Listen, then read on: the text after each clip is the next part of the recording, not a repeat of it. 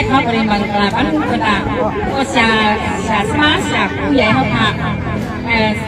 ชาสตาอะไรเขาหน่อยยันความมายนความหลอกลวงเลยค่ะให้พี่ดังเห็นในน้อนสิครับค่ะน้องชาซูบอยินจุ๊บขอบใจค่ะคือการชิงเมียก็ยืมมันหวานอ่ะชิงหมูความได้หวานก็จมยอมคงคาในขณะนี้ก็แค่200ห้องบาทสิ่งที่เราได้ได้คนก็กล้าขนาดว่าเสียแต่หน้าเขาแพ้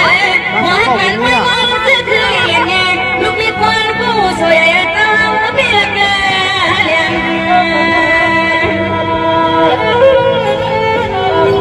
โอ้ยเนาะฮะจ่ายแก่เนาะซึ่งมันเป็นหัวตั้งไปฮะว่าสาวลูกเอ้ยนับอะไรบ้างว่าสลายคำเจ้าทำใจใจมันเชื่อมาเสียงลูกรักรู้จักกันบนใดนี่เราจะบนใดบ้านเนาะก็ให้เงินครับฮะเป็นอาสาที่สาที่อยู่สักคนโฆษณาสนาทางค่ะอยู่ที่เลยค่ะไม่เป็นโกรธทางในทางว่าอันนี้นั่นจะมาอยู่ในป่าเล่นใจ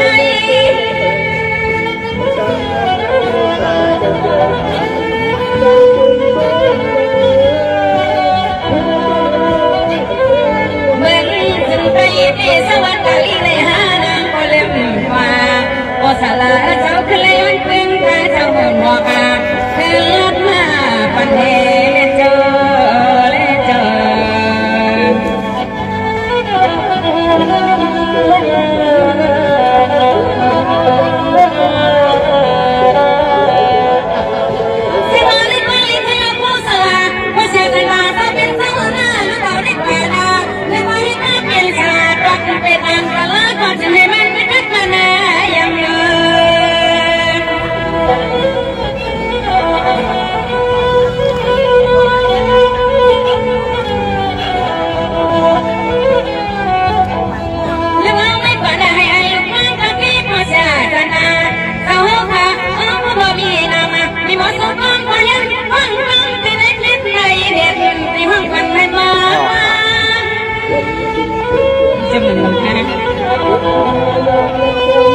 วัดท่ากระดาษค่ะบ่มาทางกัดกระเจ้าค่ะ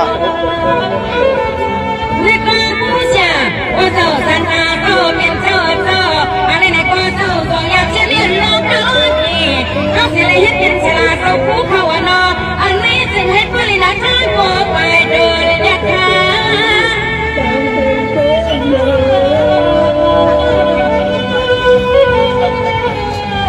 ไม่เสียงแข็งนะพ่อ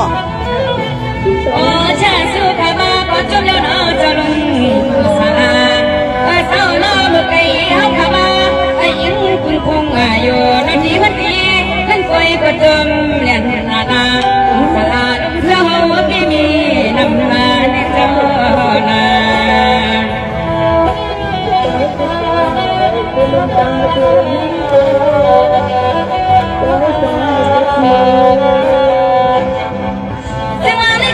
เสียกันตาเกิดแก่ละคนมาพาแต่ละคนไปวันไหนจะยังจะยังผู้คงสลาอันนี้นะที่กำลังใจไปมา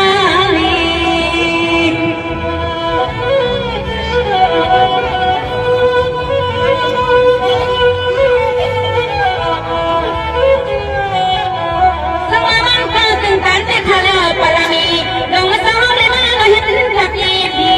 ใจนับความจำนอตาลงตาไม่อันนักที่ในบ้านจะตั้งขบวนเดียว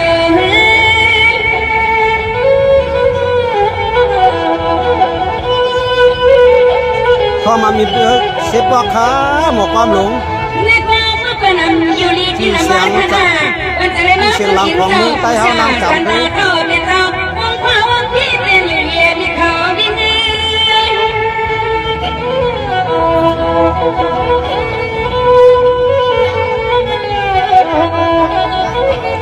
เป็นเจ้า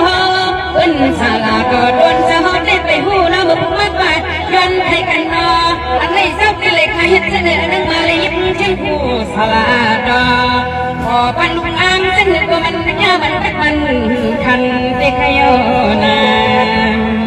ว่าสาธิต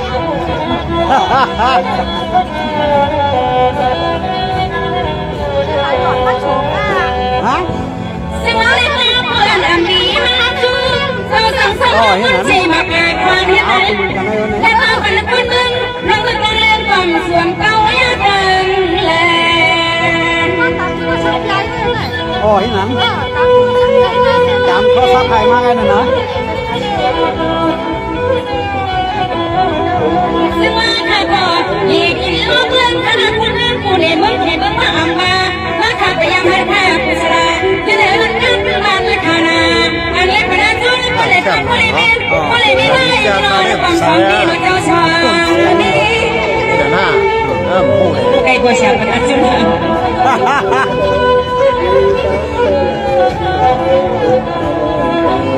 ไก่ลูกบัวสุดร้องเส้นเหตุว่านอนเน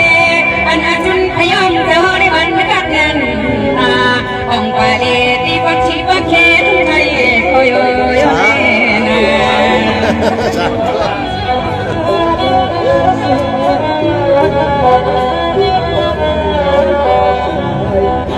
ซึ่งว่าเมื่อมีพวกผู้สลาดมินทาอยากกินราคาเขาข้างเรื่องขนาดเมื่อได้นอนหนาวเตี้ยตีลูกนี้ขนาดจะมีใครได้นอนเลยไม่ทำ เจ้าควันเจียงค่ะเจ้าควันเจียงใหม่ค่ะ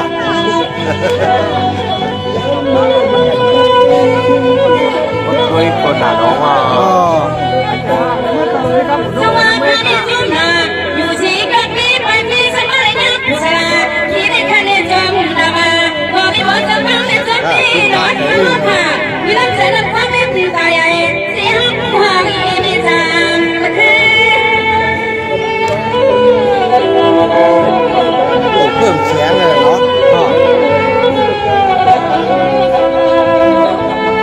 สมศาเธอ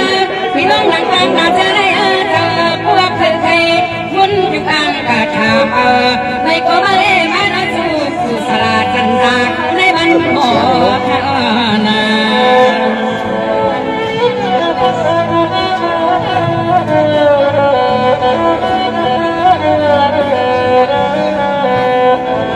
ซึ่งวันเล็กมากเมื่อใครเคยอยู่ลีไม่เลิก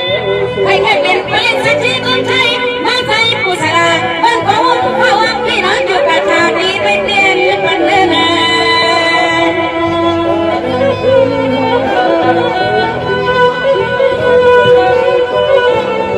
แค่ไม่เลย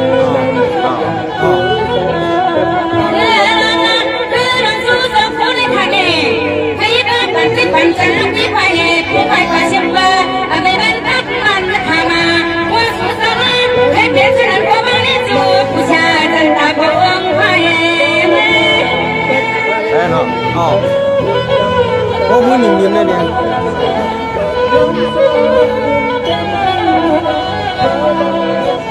โอ้ยกันนะ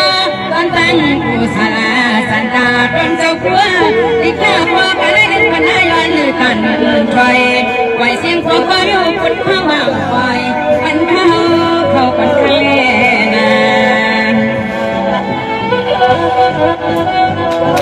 มาค่ะเดี๋ยวถึงขึ้นค่ะเฮ้ สามปีค่ะเขาไปโจมนำโดยเท้าเจ็บหัวคำว่าหายไกล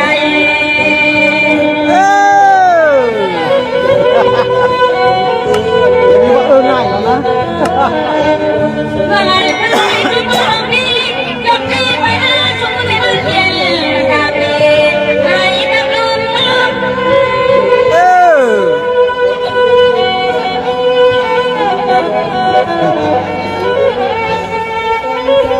งานจับวันยองจับวันวัด